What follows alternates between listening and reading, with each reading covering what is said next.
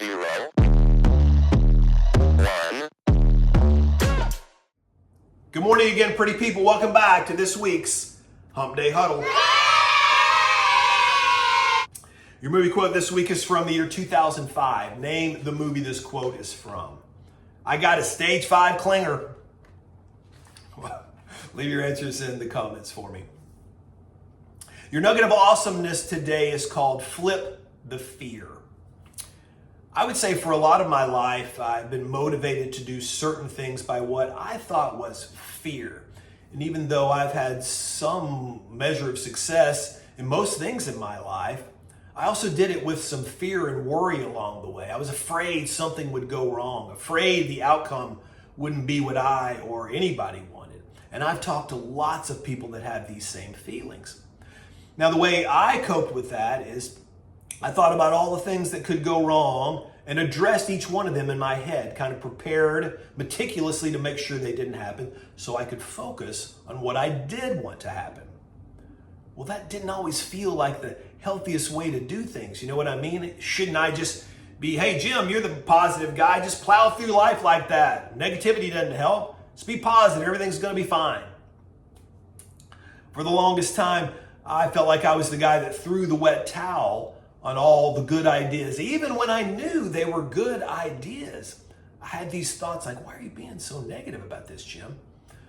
Well, what I've come to find out and learn is that I, and so many like me, we're not crazy or necessarily fearful of everything. We're employing a thinking strategy called inversion thinking.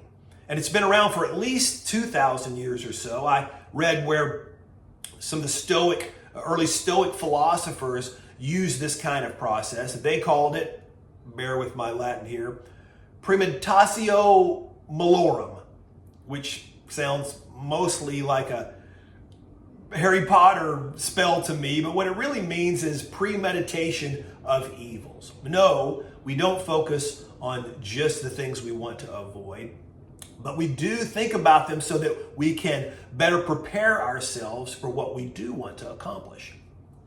I saw an old interview with legendary investor Charlie Munger, and he said he uses inversion thinking all the time. Listen to what he said. You don't think only about what you want, you think about what you want to avoid.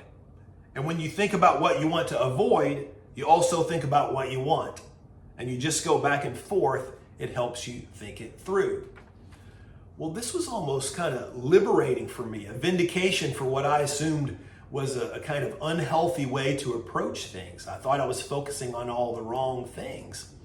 But what I've realized is that inversion thinking helps me and so many others really have a broader and fuller view of the world and how it actually is because we think from inverse angles.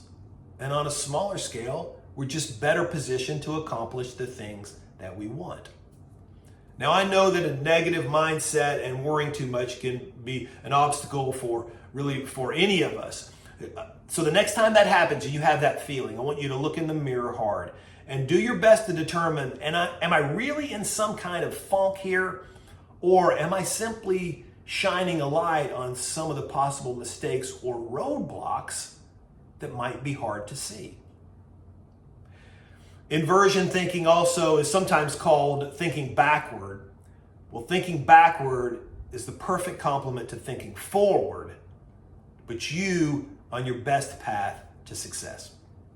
I hope you have a great rest of the week. I'll see you again next time. Reach, grow, do.